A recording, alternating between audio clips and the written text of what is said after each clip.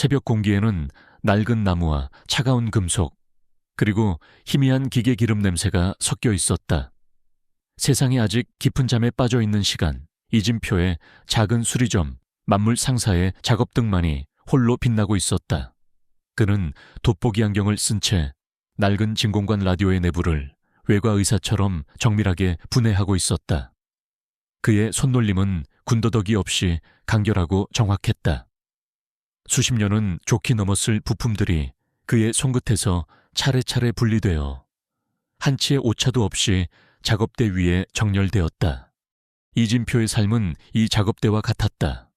모든 것이 제자리에 있어야 했고 모든 행동에는 목적이 있었다.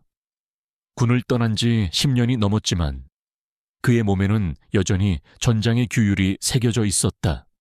라디오에 먼지 쌓인 회로를 들여다보던 그는 벽에 걸린 낡은 괴종시계가 5시를 알리자 미련 없이 손을 털고 일어났다. 딸 유나의 아침을 준비할 시간이었다. 수리점과 연결된 작은 살림집은 그의 성격을 그대로 보여주었다. 살림살이는 단출했지만 모든 것이 반듯하게 정돈되어 있었다. 먼지 한 톨 없는 마룻바닥, 각 잡힌 이불, 그리고 창가에 놓인 작은 화분 몇 개, 모두 유나가 초등학생 때 학교에서 가져와 심은 것들이었다. 진표는 서툴지만 정성껏 화분에 물을 주며 하루를 시작했다. 그는 익숙하게 쌀을 씻어 밥을 안 치고 냉장고에서 두부와 애호박을 꺼냈다. 그의 칼질은 마치 의식과도 같았다. 일정한 강역, 일정한 두께, 그렇게 만들어진 재료들이 보글보글 끓는 된장찌개 속으로 들어갔다. 그는 이것이 사랑의 표현 방식이라는 것을 알지 못했다. 그저 딸에게 따뜻한 아침밥을 먹여야 한다는 아버지로서의 당연한 임무라고만 생각했다. 유나야, 아침 먹어라. 방문을 두드리는 그의 목소리는 무뚝뚝했다.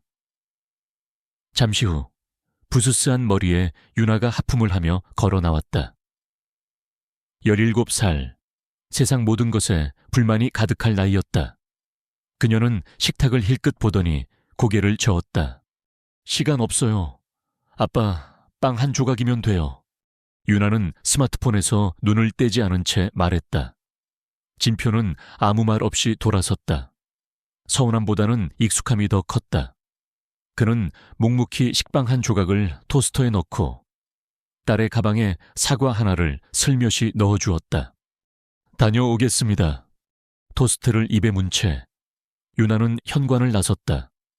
진표는 창문으로 딸의 뒷모습이 골목 끝으로 사라질 때까지 지켜보았다. 저 작고 가녀린 어깨가 짊어진 세상의 무게를 그는 가늠할 수 없었다. 그가 해줄 수 있는 것은 그저 딸이 돌아올 집을 지키는 것뿐이라고 그는 생각했다. 혼자 남은 식탁에 앉아 그는 정성껏 차린 아침을 먹었다. 찌개는 맛있었지만 식탁의 정막은 어떤 양념으로도 채울 수 없었다. 오전 7시 진표는 수리점의 낡은 셔터를 올렸다. 그가 가게 앞을 비질하는 동안 동네를 어슬렁거리던 길고양이 한 마리가 그의 눈에 띄었다. 고양이는 다리를 절뚝이며 버려진 철새발이 엉켜 고통스럽게 울고 있었다. 몇몇 이웃들은 그저 혀를 차며 지나갔지만 진표는 조용히 빗자루를 내려놓았다. 그는 고양이에게 천천히 다가갔다. 그의 움직임에는 위협적인 기색이 전혀 없었다. 경계하던 고양이도 그의 차분한 태도에 조금씩 누그러졌다. 그는 작업대에서 정밀 리퍼를 가져와 단 한 번의 움직임으로 고양이의 발을 올가맨 철사를 끊어냈다. 피가 흐르는 상처를 본 그는 가게 안으로 들어가 구급상자를 가져왔다. 그의 구급상자는 웬만한 병원보다 더 잘 정리되어 있었다. 그는 능숙하게 소독약을 솜에 묻혀 상처를 닦아내고 작은 붕대로 발을 감쌌다. 그의 손길은 놀랍도록 부드럽고 섬세했다. 거칠게 핥히려던 고양이마저 그의 침착함에 제압당한 듯 얌전해졌다. 붕대를 감는 그의 셔츠 소매가 말려 올라가면서 팔뚝 안쪽에 새겨진 희미한 문신 자국이 언뜻 드러났다. 독수리가 뱀을 움켜쥔 형상이었지만 너무 오래되어 거의 알아볼 수 없었다. 됐다. 이제 가봐라. 치료가 끝나자 그는 아무 일 없었다는 듯 고양이를 내려놓았다. 고양이는 잠시 그를 쳐다보더니 절뚝거리며 골목 안으로 사라졌다. 이 광경을 지켜보던 옆집 슈퍼마켓 주인이 혀를 내둘렀다. 이 사장님은 무뚝뚝한 것 같으면서도 정이 많다니까. 솜씨도 좋고 무슨 의사 같았네. 진표는 그저 멋쩍게 웃으며 다시 가게 앞을 쓸었다. 그날 오후 한 중년 남자가 삐걱거리는 괴종시계를 들고 가게를 찾아왔다. 사장님, 이거 저희 아버님 유품인데 고칠 수 있을까요? 다른 데서는 다 안 된다고 해서요. 진표는 시계를 받아들고 내부를 살폈다. 복잡하게 얽힌 태엽과 톱니바퀴들. 그의 눈이 빛났다. 그는 부서진 기계를 고치는 일을 사랑했다. 그것은 세상의 무질서를 바로잡는 행위와도 같았다. 맡겨두고 가십시오. 그가 시계를 작업대 위에 올려놓는 순간 가게 문이 열리며 다른 손님이 들어왔다. 그 순간 진표의 고개는 소리가 난 쪽으로 돌아갔지만 그의 시선은 손님의 얼굴이 아닌 손과 발, 그리고 전체적인 자세를 찰내 훑었다. 위험 여부를 판단하는 수십 년간 몸에 밴 본능이었다. 물론 들어온 손님은 그저 고장난 선풍기를 들고 온 동네 아주머니였다. 진표의 눈빛은 순식간에 평범한 수리점 주인의 그것으로 돌아왔다. 해가 저물고 진표는 가게 문을 닫았다. 그는 저녁을 먹고 유나가 어질러 놓은 책상 위를 정리했다. 그러다 딸의 낡은 스탠드 조명이 깜빡거리는 것을 발견했다. 이 녀석 또 고장 났군. 그는 스탠드를 작업대로 가져왔다. 분해된 스탠드 내부에 끊어진 전선을 보며 그는 쓴웃음을 지었다. 그는 낡은 전선을 새 것으로 교체하고 연결 부위는 납땜으로 완벽하게 마감했다. 그리고 원래보다 더 튼튼하게 헐거워진 나사들을 조이고 이음새를 보강했다. 그의 손등과 손가락 마디마디에 남아있는 희고 작은 흉터들이 작업등 불빛 아래 반짝였다. 수리가 끝난 스탠드를 딸의 책상 위에 올려놓고 그는 방 한쪽에 놓인 작은 사진 액자를 바라보았다. 몇 년 전 병으로 세상을 떠난 아내와 초등학생 유나가 환하게 웃고 있는 사진이었다. 아내의 얼굴을 손가락으로 쓸어보던 그의 무표정한 얼굴에 아주 희미한 슬픔이 스쳐 지나갔다. 그는 이 평화로운 삶을 지키고 싶었다. 피와 화약 냄새가 진동하던 과거의 자신을 이 작은 수리점의 먼지 속에 영원히 묻어두고 싶었다. 그의 유일한 소원은 딸 유나가 안전하고 행복하게 자라는 것, 그것뿐이었다. 그는 몰랐다. 그 소박한 평화가 곧 산산조각날이라는 것을. 그날 오후에 만물상사는 평소와 다름없이 한가했다. 이진표는 막 수리를 끝낸 괴종시계의 추가 부드럽게 좌우로 흔들리는 것을 만족스럽게 바라보고 있었다. 똑딱 똑딱 규칙적으로 울리는 소리는 그가 만들어낸 작은 평화의 증거였다.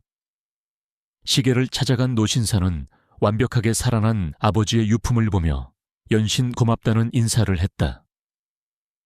진표는 그저 무뚝뚝하게 고개를 끄덕일 뿐이었다. 그가 낡은 선풍기의 모터를 분해하려던 참이었다. 가게 구석의 낡은 전화기가 날카로운 소음으로 정적을 깨뜨렸다.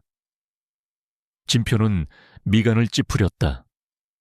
낯선 소음이었다. 그는 웬만하면 개인 휴대폰을 사용했고 가게 전화는 거의 장식용이나 다름없었다. 여보세요. 만물상사입니다. 수화기 너머에서 다급하고 불안한 젊은 여자의 목소리가 들려왔다. 혹시 이진성 학생 아버님 되십니까? 이윤아입니다. 진표가 짧게 정정했다. 그의 심장이 아주 미세하게 내려앉았다. 아, 네, 이윤아. 학생 아버님이시죠? 저는 윤아 담임교사 김민지입니다. 그게 윤아가 교사는 무언가 망설이는 듯 말을 끌었다. 윤아가 학교 계단에서 발을 헛디뎌 구르는 사고가 있었습니다. 지금 179 구급차로 제1병원 응급실로 이송 중입니다. 어서 병원으로 와보셔야 할 것 같습니다. 계단에서 굴렀다고 진표의 머릿속에서 교사의 목소리가 메아리 쳤다. 하지만 그의 이성은 그 말을 단어 하나하나 분해하고 분석하고 있었다. 교사의 목소리에 담긴 과도한 불안감, 발을 헛디뎠다는 판에 박힌 듯한 설명, 무언가 잘못되었다. 그의 온몸의 감각이 경고 신호를 보내고 있었다. 하지만 그의 입에서 나온 대답은 지극히 평온했다. 알겠습니다. 그는 전화를 끊었다. 손에는 미세한 떨림조차 없었다. 그는 하던 작업을 멈추고 작업대 위의 공구들을 크기 순서대로 완벽하게 정렬했다. 그리고 수리점의 전등을 끄고 셔터 문을 내렸다. 쿵 하고 셔터가 바닥에 닿는 소리는 마치 그의 평화로운 일상에 내려진 사망 선고처럼 들렸다. 그는 낡은 트럭에 시동을 걸었다. 엔진이 거친 소리를 내며 깨어났다.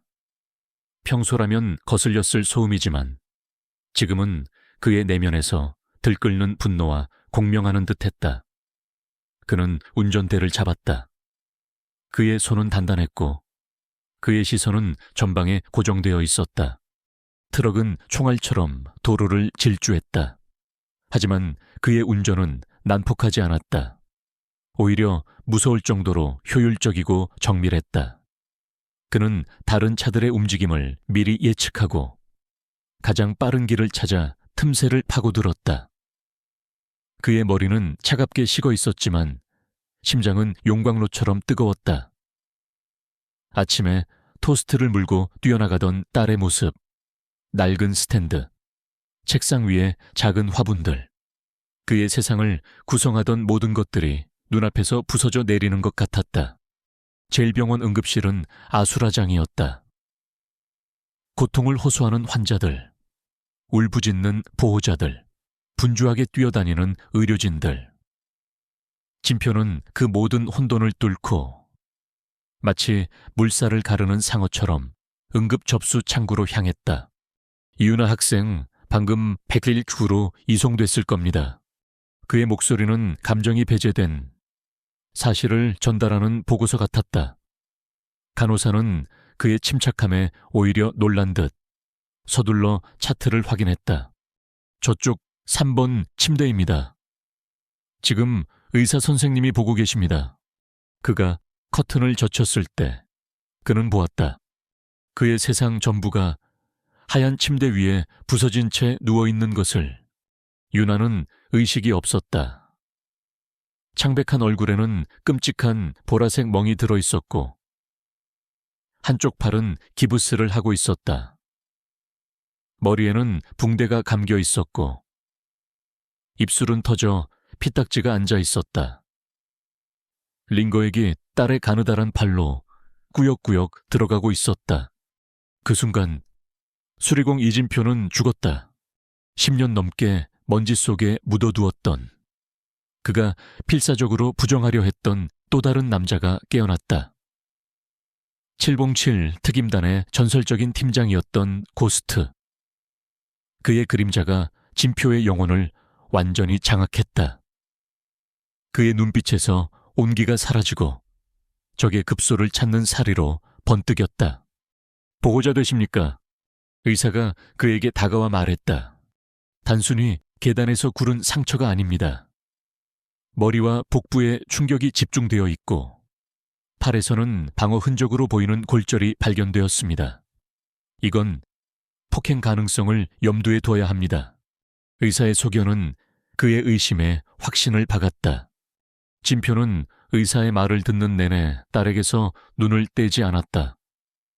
그는 모든 정보를 빠짐없이 흡수했다.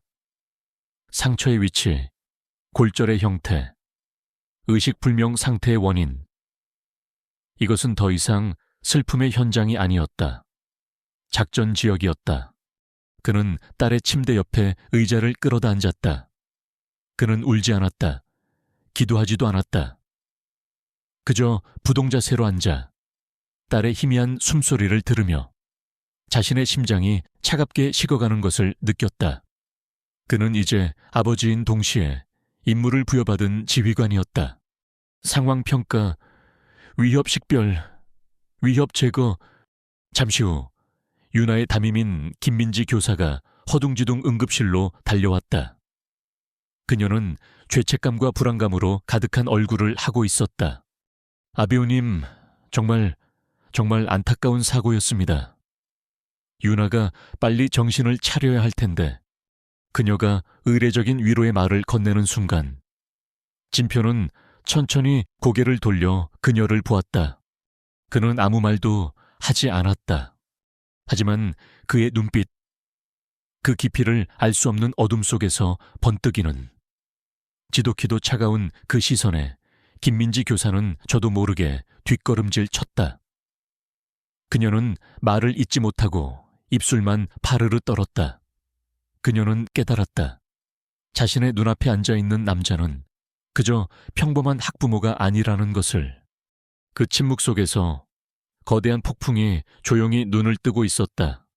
다음 날 아침 병원의 차가운 공기 속에서 밤을 사운 이진표의 눈은 핏발이 서 있었지만 그 어느 때보다 형형하게 빛나고 있었다. 그는 잠든 딸의 헝클어진 머리카락을 조심스럽게 쓸어 넘겨주었다. 그의 손길은 여전히 부드러웠지만 그 안에 담긴 감정은 더 이상 단순한 부정이 아니었다. 그것은 강철 같은 결의였다. 그는 병원을 나섰다. 그의 목적지는 단 한 곳. 딸의 비명이 묻혔을 그 장소였다. 세림고등학교의 아침은 평화로워 보였다. 교문으로 들어서는 학생들의 웃음소리, 운동장에서 들려오는 공 차는 소리. 하지만 진표의 눈에는 이 모든 것이 위선적인 연극처럼 보였다. 그의 시선은 학교 건물 곳곳에 설치된 CCTV 카메라의 위치와 사각지대 비상 탈출로, 그리고 학생들의 무리지어 움직이는 동선을 전술적으로 분석하고 있었다. 이곳은 교육의 장이 아니었다. 그의 딸이 공격당한 적진이었다.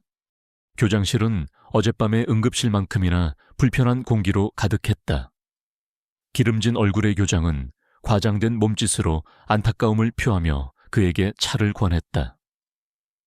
유나의 담임 김민지 교사는 고개를 숙인 채 불안하게 손가락만 만지작거리고 있었다. 아이고, 아버님, 정말 뭐라 위로의 말씀을 드려야 할지 모르겠습니다. 저희 학교에서 이런 불미스러운 사고가 생겨서 정말 송구스럽습니다. 교장은 불미스러운 사고라는 단어에 힘을 주었다. 병원비는 걱정 마십시오. 학교에서 전액 책임지겠습니다. 아이들 일이라는 게 워낙 짓궂게 장난을 치다 보면. 진표는 교장의 말을 중간에 끊었다. 사고가 일어난 계단으로 가보고 싶습니다. 그의 목소리는 낮고 조용했지만 그 안에는 거절을 용납하지 않는 힘이 실려 있었다. 그리고 제 딸과 마지막까지 함께 있었다는 학생들을 만나고 싶습니다. 교장의 얼굴에 당혹감이 스쳐 지나갔다. 하지만 진표의 요구는 지극히 합리적이었기에 그는 마지못해 고개를 끄덕였다. 잠시 후 진표는 학교의 상담실에서 3명의 남학생과 마주 앉았다. 중앙에는 오만함이 가득한 얼굴의 최민혁이 앉아 있었고 양옆으로는 그의 신복처럼 보이는 2 학생이 불안한 기색으로 바닥을 내려다보고 있었다. 어제 무슨 일이 있었는지 한 명씩 말해볼까? 진표는 팔짱을 낀 채 그들을 차례로 훑어보았다. 그의 시선은 레이더처럼 그들의 작은 표정 변화, 손짓, 호흡까지도 놓치지 않았다. 그냥 저희끼리 장난치다가 이윤아가 발을 헛디뎌서 민혁의 오른쪽에 앉은 학생이 먼저 입을 열었다. 어떤 장난이었지? 진표의 날카로운 질문에 학생은 말을 더듬었다. 그 순간 진표는 학생의 왼쪽 눈꺼풀이 미세하게 떨리는 것을 포착했다. 네오, 방금 거짓말하면서 왼쪽 눈을 깜빡였어. 사람은 긴장하거나 거짓을 말할 때 평소와 다른 미세한 신체적 반응을 보이지. 상담실의 공기가 얼어붙었다. 학생들은 물론 옆에 앉아있던 김민지 교사조차 숨을 죽였다. 이 남자는 대체 누구인가? 진표의 시선이 이번에는 최민혁에게로 향했다. 그는 다른 학생들과 달리 두려워하는 기색 없이 오히려 도전적인 눈빛으로 진표를 쳐다보고 있었다. 네오는 왜 계속 주머니에 손을 넣고 있지? 불안한가? 아니면 무언가를 감추고 있나? 아저씨가 뭔데요? 민혁이 비웃으며 말했다. 그냥 운 나쁘게 넘어진 것뿐인데 우리가 범죄자라도 되는 것처럼 취조하시네요. 내 딸의 손목 안쪽에는 긁힌 자국이 여러 개 있더군. 진표는 민혁의 말을 무시하고 얼음처럼 차가운 목소리로 말했다. 사람이 계단에서 굴러떨어지는데 어떻게 손목 안쪽에, 그것도 여러 개의 긁힌 자국이 생길 수 있지. 마치 누군가에게 세게 붙잡혔다가 뿌리치는 과정에서 생긴 것처럼 말이야. 그 한마디에 민혁의 옆에 있던 다른 학생의 얼굴이 하얗게 질렸다. 진표의 추리는 완벽한 사실이었다. 그는 단지 딸의 상처를 보고 모든 상황을 재구성해낸 것이었다. 이것이 그가 수많은 작전 지역에서 생존할 수 있었던 이유였다. 사소한 단서로 전체 그림을 읽어내는 능력. 압박감을 견디지 못한 학생 하나가 울음을 터뜨리려는 순간 최민혁이 벌떡 일어섰다. 아저씨가 경찰이야 뭔데 우리를 신문하는 거냐고. 우리 아빠가 누군지 알아. 당신 지금 우리한테 한 짓 반드시 후회하게 될 거야. 협박이었다. 하지만 진표의 눈에는 어떤 동요도 없었다. 그는 그저 경멸하듯 민혁을 바라볼 뿐이었다. 진실은 결국 드러나게 되어 있다. 그 말을 남기고 진표는 상담실을 나섰다. 김민지 교사는 이 모든 과정을 경외와 공포가 뒤섞인 눈으로 지켜보고 있었다. 그녀는 진실을 알고 있었다. 아이들의 거짓말, 그리고 그 뒤에 숨겨진 추악한 폭력을. 하지만 그녀는 용기가 없었다. 최민혁의 아버지가 어떤 사람인지, 학교에 얼마나 큰 영향력을 행사하는지 잘 알고 있었기 때문이었다. 진표가 떠나자마자 분노로 얼굴이 일그러진 민혁은 곧장 스마트폰을 꺼내 어딘가로 전화를 걸었다. 아빠, 어떤 미친놈이 학교에 와서 나를 범인 취급해. 당장 와서 이 아저씨 좀 처리해줘. 빨리. 소년의 목소리에는 자신의 아버지가 모든 것을 해결해 줄 것이라는 오만한 믿음이 가득했다. 진표는 학교 복도를 걷고 있었다. 그의 머릿속은 복잡했다. 이것은 단순한 학생들의 다툼이 아니었다. 조직적이고 의도적인 폭행이었다. 그리고 학교는 그것을 은폐하려 하고 있었다. 그때였다. 뒤에서 누군가 그를 다급하게 불렀다. 김민지 교사였다. 그녀는 주위를 살피며 떨리는 손으로 작은 수첩 하나를 그의 손에 쥐어주었다. 이건 윤아의 일기장입니다. 어제 윤아의 책상 서랍에서 발견했어요. 저는 아무것도 못 본 겁니다. 그녀는 그 말을 남기고 겁에 질린 채 서둘러 교무실로 사라졌다. 진표는 손에 들린 작은 분홍색 일기장을 내려다보았다. 이것이 첫 번째 단서이자 이 전쟁의 시작을 알리는 신호탄이었다.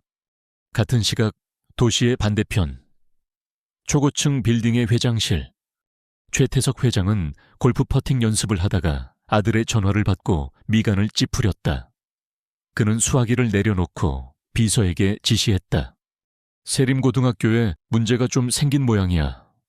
김 변호사한테 연락해서 상황 파악하고 조용히 덮으라고 해. 그는 잠시 생각하다가 덧붙였다. 딸이 다쳤다는 아버지, 그 사람에 대해서도 샅샅이 알아봐. 직업, 가족, 과거까지. 먼지 하나라도 놓치지 말고. 최태석의 눈에 차가운 빛이 감돌았다. 감히 자신의 아들을 건드린 자가 누구인지 그는 알아야 했다. 그리고 대가를 치르게 해야 했다. 전쟁의 서막이 올랐다. 홀로 선 늑대와 그를 제거하려는 거대한 기계의 싸움이 시작되고 있었다. 이진표는 밤새 딸의 일기장을 읽었다. 분홍색 표지의 아기자기한 수첩 안에는 그가 상상조차 하지 못했던 지옥이 펼쳐져 있었다. 삐뚤빼뚤한 글씨로 적힌 한 줄 한 줄은 비명 없는 아우성이었다. 최민형 무리는 윤아의 돈을 빼앗고 비싼 물건을 사오라고 강요했다. 그들의 말을 듣지 않으면 아무도 없는 교실 뒤편이나 화장실에서 폭행이 이어졌다. 윤아는 일기장에 아무에게도 말할 수 없다고 썼다. 아빠에게는 걱정을 끼치기 싫었고 선생님에게 말해봤자 아무것도 변하지 않을 것이라는 것을 알고 있었기 때문이었다. 최민혁의 아빠가 어떤 사람인지, 학교에서 그의 힘이 얼마나 막강한지 모두가 알고 있었다. 오늘은 그냥 죽고 싶다는 생각을 했다. 그러면 다 끝날까? 마지막 페이지의 글귀를 읽는 순간 진표는 일기장을 쥔 손이 부서져라 떨리는 것을 느꼈다. 그의 심장에서 뜨거운 무언가가 역류했다. 그것은 슬픔을 넘어선 존재 자체를 태워버릴 듯한 분노였다. 그는 일기장과 딸의 진단서를 들고 경찰서로 향했다. 그는 아직 이 사회의 시스템을 믿고 싶었다. 법과 정의가 살아있을 것이라고 마지막 희망을 걸었다. 하지만 그가 마주한 것은 거대한 무관심의 벽이었다. 강력계의 한 형사는 하품을 하며 그의 서류를 건성으로 넘겨보았다. 아버님, 심정은 이해합니다만 이건 그냥 학생들끼리의 다툼으로 보입니다. 고소는 할 수 있지만 아시다시피 애들 싸움에 법이 개입하기가 좀 그렇습니다. 제 딸은 혼수 상태입니다. 이게 그냥 다툼입니까? 진표의 목소리에 분노가 실렸다. 형사는 귀찮다는 듯이 그를 쳐다보았다. 일기장은 증거 능력이 없습니다. 가해자로 지목된 학생들은 전부 부인하고 있고요. 목격자도 없습니다. 이걸로 수사 개시는 힘듭니다. 그 순간 형사의 책상 위 전화벨이 울렸다. 형사는 진표에게 잠시 기다리라는 손짓을 하고 전화를 받았다. 아, 네. 서장님, 네. 세림고등학교 건 말입니까? 아, 네. 잘 알겠습니다. 네, 그렇게 처리하겠습니다. 전화를 끄는 형사의 태도는 더욱 노골적으로 변해 있었다. 아변님, 저희도 바빠서요. 일단 접수는 해두겠으니 돌아가서 기다리십시오. 연락드리겠습니다. 진표는 더 이상 아무 말도 하지 않았다. 그는 형사의 눈에서 모든 것을 읽었다. 보이지 않는 손이 이미 이곳까지 뻗쳐 있었다. 경찰은 그의 편이 아니었다. 그는 경찰서를 나왔다. 이제 기댈 곳은 없었다. 그는 다른 학부모들을 만나 진실을 알려야겠다고 생각했다. 하지만 최태석 회장이 뿌린 돈과 거짓의 씨앗은 이미 싹을 틔운 뒤였다. 진표는 윤아와 가장 친했다는 한 여학생의 집을 찾아갔다. 하지만 문을 열어준 학생의 어머니는 그를 경계하며 차갑게 말했다. 요즘 우리 애가 윤아랑 어울리지 못하게 하고 있습니다. 듣자 하니 윤아가 먼저 시비를 걸었다면서요. 행실이 좋지 않은 아이들과 어울려 다녔다는 말도 있고요. 거짓이었다. 윤아는 친구가 거의 없었다. 하지만 그 거짓은 이미 진실 행세를 하고 있었다. 학교 익명 커뮤니티에는 윤아를 비방하는 글들이 쏟아졌다. 이윤아, 원래부터 문제아였다. 남자애들한테 꼬리치다가 맞은 거라던데 같은 악의적인 소문들이었다. 최태석의 힘은 진실을 왜곡하고 피해자를 가해자로 둔갑시키고 있었다. 진표는 완전히 고립되었다. 그에게 손을 내밀어 주었던 김민지 교사마저 아무것도 도와드릴 수 없어 죄송하다는 문자 메시지만을 보내온 채 연락이 끊겼다. 그녀 역시 학교와 최태석의 압박에 굴복한 것이었다. 그날 밤 진표는 텅 빈 수리점에 홀로 앉아 있었다. 똑딱거리는 괴종시계 소리가 그의 실패를 조롱하는 카운트다운처럼 들렸다. 시스템은 그를 외면했고 세상은 그의 고통에 침묵했다. 그는 어두운 유리창에 비친 자신의 모습을 보았다. 지치고 무력한 중년 남자. 깊은 절망감이 그의 영혼을 잠식했다. 그는 조용히 작업대 서랍을 열었다.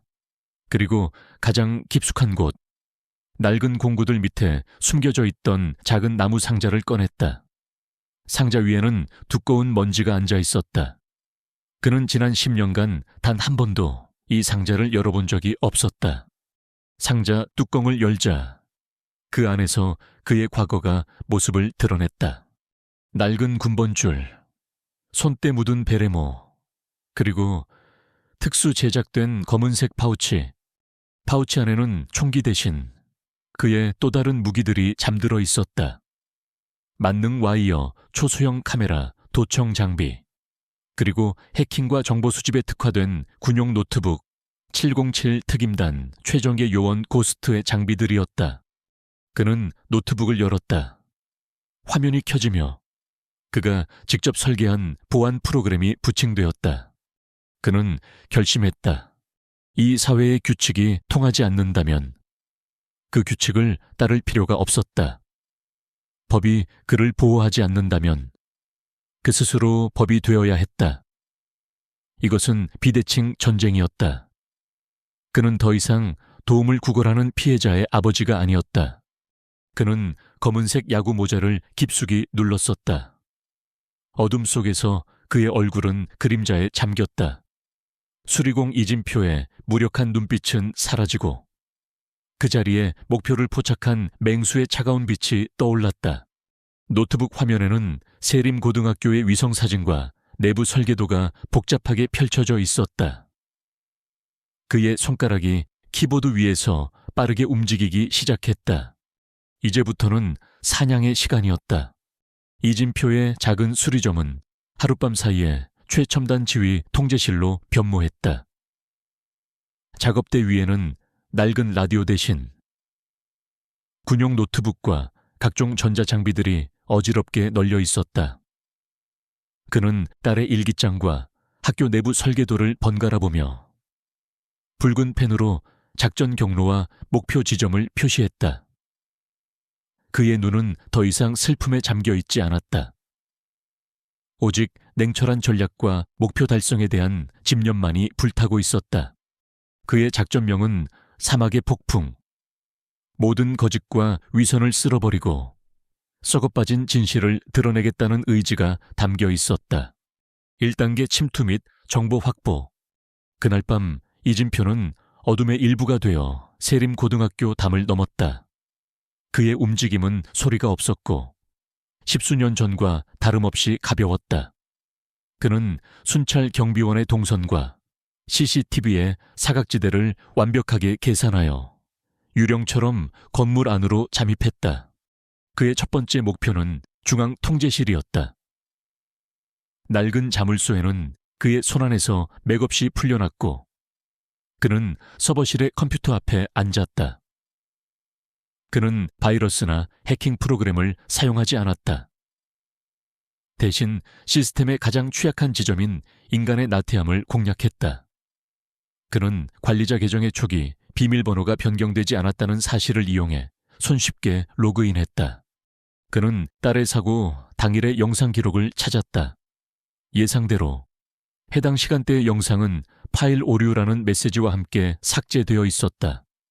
하지만 그는 포기하지 않았다. 그는 IT 담당자들이 거의 신경 쓰지 않는 임시 백업 폴더를 뒤졌다. 그리고 거기서 그는 지워진 진실을 발견했다. 노트북 화면에는 최민혁과 그의 무리가 유나를 체육관 뒤편의 외진 곳으로 끌고 가는 장면이 고스란히 담겨 있었다. 그리고 잠시 후 그들이 유나를 계단 꼭대기에서 밀어버리는 충격적인 장면이 이어졌다. 영상 속에서 그들은 겁을 먹기는커녕 서로를 보며 낄낄거리고 있었다. 진표는 주먹을 꽉 쥐었다. 손톱이 손바닥을 파고드는 고통이 심장을 도려내는 고통에 비하면 아무것도 아니었다. 그는 영상을 자신의 USB에 복사하고 서버에 원격으로 접속할 수 있는 백도어를 설치한 뒤 흔적도 없이 사라졌다. 2단계 감시 및 추가 증거 포착. 다음 며칠 동안 진표는 자신의 통제실에서 학교 내부를 24시간 감시했다. 그는 최민형 무리의 대화를 엿듣기 위해 그들이 자주 모이는 흡연 구역에 초소형 도청 장치를 설치했다. 그리고 그는 예상치 못한 사실을 발견했다. 그들의 대화는 단순한 불량 학생들의 수준을 넘어섰다. 물건, 배달, 입금 확인 같은 단어들이 오갔다. 진표의 직감이 경고를 보냈다. 이것은 단순 폭행 사건이 아니었다. 그는 한 발 더 나아가기로 했다. 그는 최민혁의 신복 중 한 명의 가방에 GPS 추적 장치를 몰래 부착했다. 그리고 그날 학교 후 그 학생의 동선을 자신의 노트북으로 추적했다. 학생은 학교 근처의 한적한 노래방으로 들어갔고 잠시 후 험악한 인상의 한 성인 남자를 만나 작은 봉투를 건네받았다. 진표는 소형 드론을 띄워 그 장면을 고화질로 녹화했다. 모든 조각이 맞춰지고 있었다. 최민형 무리는 단순한 불량 서클이 아니었다. 그들은 이 학교의 학생들을 상대로 마약을 유통하는 거대한 범죄 조직의 말단이었던 것이다. 그리고 그들의 뒤에는 최태석 회장의 비호가 있었다. 3단계 함정 설계 및 여론전. 진표는 이제 모든 증거를 손에 쥐었다. 하지만 그는 이 증거를 경찰에 넘기지 않았다. 부패한 경찰은 증거를 뭉개버릴 것이 뻔했다. 그는 이 진실을 세상에 알려야 했다. 가장 극적이고 가장 파괴적인 방식으로 그는 익명의 학부모인 척 자녀 안전에 관한 긴급 안건이라는 제목으로 세림고등학교의 모든 학부모에게 문자 메시지를 발송했다. 그는 학교 측이 무언가를 숨기고 있다는 뉘앙스를 풍기며 긴급 학부모 총회 개최를 요구했다. 불안감을 느낀 학부모들 사이에서 동요가 일기 시작했고 결국 학교는 압박에 못 이겨 학부모 총회를 열기로 결정했다. 동시에 그는 자신이 수집한 정보의 일부를 사회고발 전문 기자 몇 명에게 익명으로 제보했다. 특종의 냄새를 맡은 기자들이 학부모 총회 날짜에 맞춰 학교로 모여들기 시작했다. 모든 판이 짜였다. 이제 마지막 공연만 남았다. 클라이맥스 심판의 날, 학부모 총회가 열리는 날. 세림고등학교 강당은 혼란과 불안으로 가득 찼다. 교장과 교감은 쩔쩔매며 상황을 수습하려 했고 최태석 회장은 변호사들을 대동한 채 여유로운 표정으로 앉아 있었다. 그는 이 모든 것이 자신의 통제에 있다고 믿었다. 교장이 마이크를 잡고 지루한 해명을 늘어놓기 시작하는 순간이었다. 갑자기 강당의 모든 조명이 꺼지고 정면에 설치된 거대한 스크린이 환하게 켜졌다. 영상이 시작되었다. 유나의 일기장 속 글귀들이 화면을 가득 채웠다. 그리고 곧이어 최민형 무리가 유나를 집단으로 폭행하고 계단에서 밀어버리는 충격적인 CCTV 영상이 고화질로 재생되었다. 강당은 비명과 경악으로 가득 찼다. 이건 불법으로 조작된 영상입니다. 최태석의 변호사가 벌떡 일어나 소리쳤다. 이런 식으로 명예를 훼손하는 자에게는 반드시 법적 책임을 묻겠습니다. 그의 위협에 술렁이던 학부모들 사이에서 동요가 일었다. 그때 스크린에서 새로운 영상이 흘러나왔다.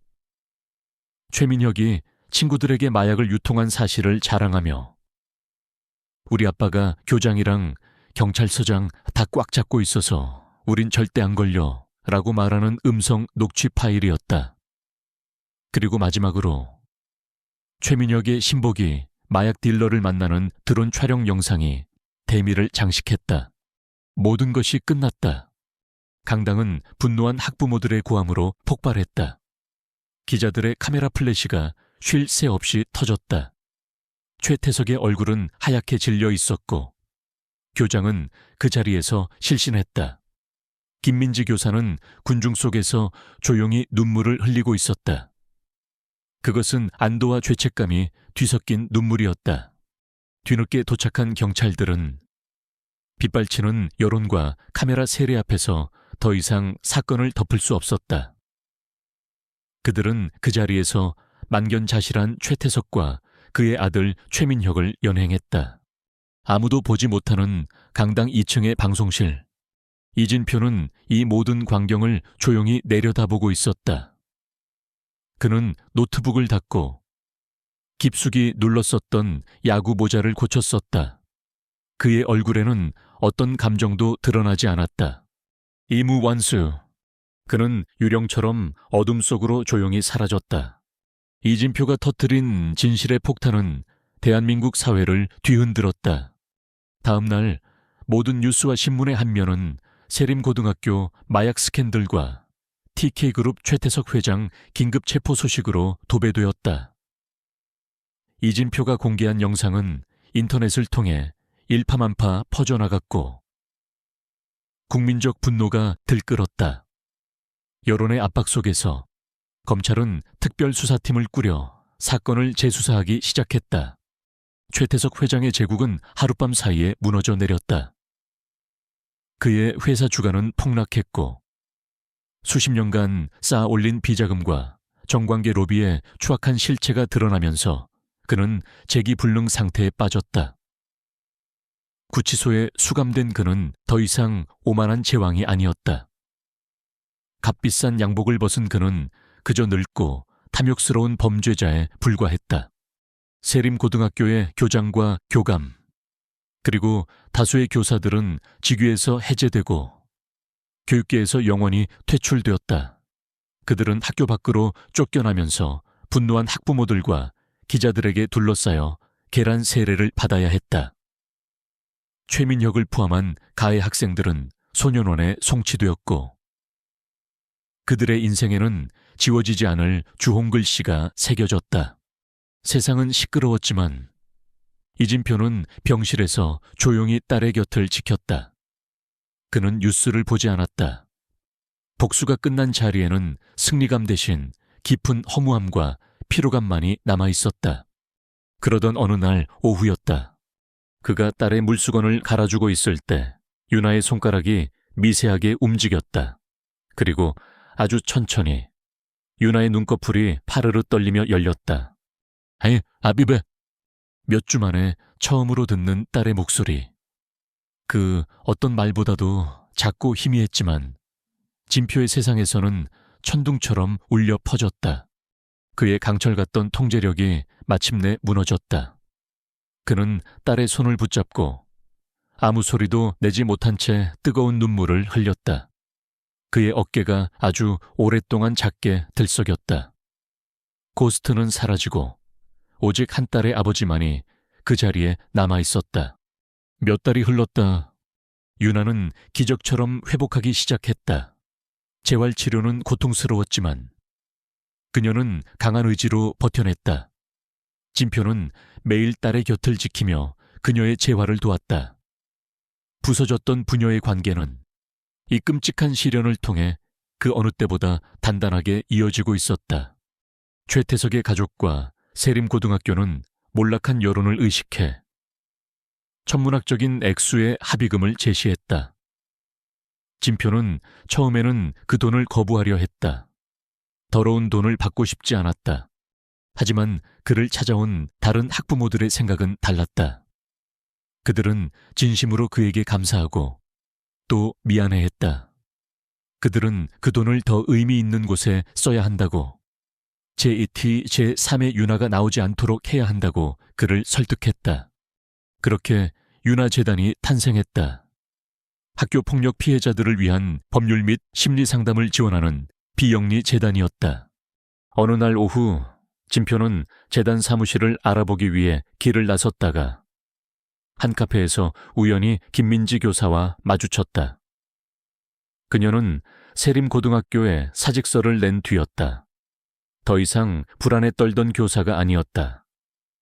그녀의 얼굴에는 후련함과 새로운 결의가 서려 있었다. 아버님 잘 지내시죠? 그녀가 먼저 인사를 건넸다. 그때 일기장을 드리고 그냥 도망쳐서 정말 죄송했습니다. 저는 너무 무서웠습니다. 그녀는 진심으로 사과했다. 진표는 고개를 저었다. 아닙니다. 선생님의 그 작은 용기가 없었다면 아무것도 시작되지 못했을 겁니다. 저 혼자서는 불가능한 일이었습니다. 그의 말에 김민지 교사의 눈에 눈물이 고였다. 제가 앞으로 무언가 도울 일이 있을까요? 저도 이제 더는 비겁하게 살고 싶지 않습니다. 진표는 잠시 그녀를 바라보다가 새로 만들 재단의 계획에 대해 이야기했다. 그는 그녀에게 재단의 심리상담 프로그램 책임자 자리를 제안했다. 그녀는 망설임 없이 고개를 끄덕였다. 그녀는 이 끔찍한 사건 속에서 교사로서의 새로운 소명을 발견한 것이었다. 그들의 대화는 길지 않았지만 그 안에는 깊은 이해와 동지애가 흐르고 있었다. 폭풍이 지나간 자리에 새로운 연대가 싹트고 있었다. 그리고 마침내 윤아재단의 작은 개소식이 열렸다. 화려한 행사는 없었다. 진표와 윤아, 김민지 선생, 그리고 뜻을 함께하는 몇몇 학부모들만이 모여 조촐하게 시작을 축하했다. 사무실은 작았지만 희망으로 가득 차 있었다. 진표는 재단의 간판을 바라보았다.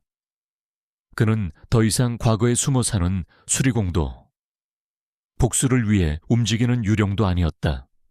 그는 이제 상처받은 아이들을 지키는 보호자였다.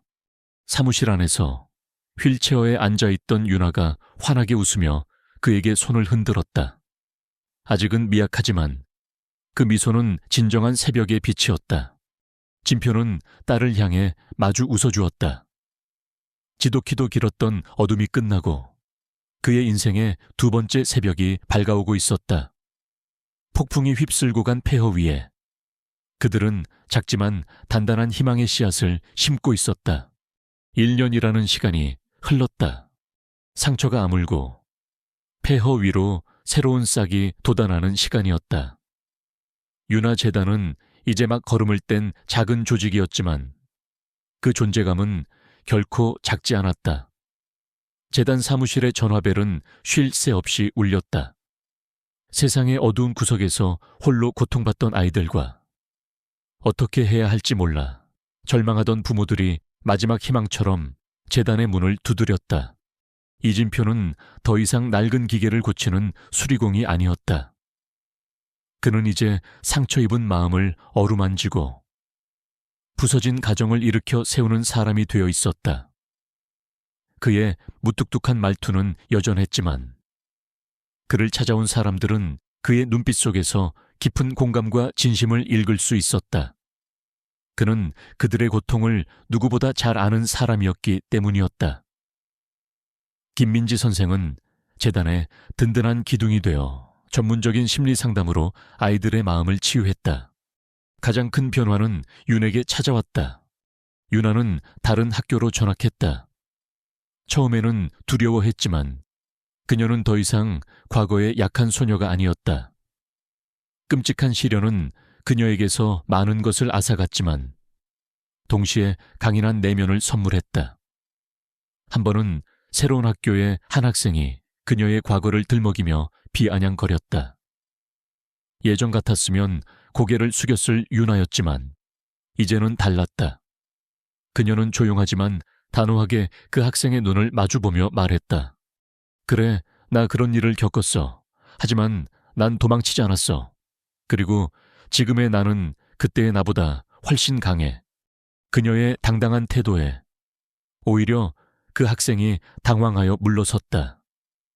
그 모습을 본 다른 학생들이 그녀에게 다가와 말을 걸기 시작했다. 유나는 처음으로 진정한 친구들을 사귀게 되었다. 그녀의 얼굴에서는 그늘이 걷히고 웃음이 피어났다. 어느 주말 오후, 재단이 주최하는 특별 프로그램이 한 체육관에서 열렸다. 청소년을 위한 자신감 회복 교실. 강사는 이진표였다. 그는 학교 폭력의 피해 경험이 있는 10여 명의 아이들 앞에 서 있었다. 그는 아이들에게 싸우는 기술을 가르치지 않았다. 대신 그는 자신을 지키는 방법을 가르쳤다. 가장 중요한 무기는 주먹이 아니다. 바로 이 눈이다. 그는 자신의 눈을 가리키며 말했다. 상대방의 눈을 피하지 마라. 너희는 잘못한 것이 없다. 당당하게 상대를 응시하는 것만으로도 상대는 위축된다. 그리고 항상 주변을 살펴라. 위험을 미리 감지하고 피하는 것이 최고의 방어다. 그는 군더더기 없는 동작으로 위험한 상황에서 벗어나는 방법. 최소한의 힘으로 상대의 공격을 무력화시키는 간단한 호신술을 가르쳤다. 그의 설명은 간결했고 시범은 정밀했다. 그것은 특수부대에서 가르치던 생존 기술이었지만 이제는 아이들에게 자신감을 심어주는 희망의 기술이 되어 있었다. 유나도 그 자리에 함께했다. 그녀는 참가자가 아닌 보조교사로서였다. 그녀는 긴장하는 한 여학생에게 다가가 자신의 경험을 이야기하며 용기를 북돋아 주었다. 괜찮아. 처음엔 다 무서워. 하지만 할 수 있어. 넌 혼자가 아니야. 체육관 한쪽에서 이 모습을 지켜보던 한 학부모가 조용히 눈물을 훔쳤다. 수업이 끝나고 진표와 유나는 나란히 집으로 걸었다. 저녁 노을이 부녀의 그림자를 길게 늘어뜨렸다. 아빠, 오늘 정말 멋있었어요. 유나가 환하게 웃으며 말했다. 내가 더 멋있었다. 진표가 무심한 척 대답했지만 그의 입에는 미소가 걸려 있었다. 그들은 지난 1년에 대해 이야기했다. 유나는 아빠에게 고맙다고 말했다. 자신을 구해줘서가 아니라 다시 일어서는 법을 보여주어서 고맙다고 했다. 진표는 딸이 자랑스럽다고 했다. 그 어떤 시련도 이겨낼 것이라고 믿는다고 했다. 그들의 대화에는 더 이상 어색함이나 거리감이 없었다. 불길 속에서 재련된 강철처럼 그들의 유대는 그 무엇보다도 단단해져 있었다. 집에 도착한 그들은 함께 뒷마당의 작은 텃밭으로 향했다. 1년 전 진표가 홀로 가꾸던 그곳이었다. 이제는 유나가 그와 함께 흙을 만지고 있었다. 그들은 봄을 맞아 새로운 꽃 모종을 심고 있었다. 흙냄새와 꽃향기, 그리고 따스한 햇살이 마당을 가득 채웠다. 진표는 새로운 모종 주위의 흙을 정성껏 다지고 있는 딸의 모습을 바라보았다. 유나는 콧노래를 흥얼거리고 있었다. 그 웃음소리가 진표에게는 세상에서 가장 아름다운 음악처럼 들렸다. 그는 비로소 진정한 평화를 느꼈다. 과거의 공허한 정적이 아닌 사랑과 목적으로 가득 찬 충만한 평화였다. 한때 그의 세상을 파괴했던 폭풍은 역설적으로 그에게 가장 소중한 것을 되찾아 주었다. 그는 더 이상 과거의 유령이 아니었다. 그는 한 아이의 아버지였고 상처 입은 세상을 치유하는 사람이었다. 진표는 하늘을 올려다보았다. 맑고 푸른 하늘 아래 그와 그의 딸이 함께 가꾸는 작은 정원이 있었다. 그곳에서 그들만의 두 번째 봄이 아름답게 피어나고 있었다. 오늘 이야기가 마음에 드셨다면 구독과 좋아요 버튼을 꼭 눌러주세요. 여러분의 작은 관심이 저에게는 큰 힘이 됩니다. 더 많은 감동과 놀라움으로 가득 찬 이야기로 다시 찾아뵙겠습니다. 감사합니다.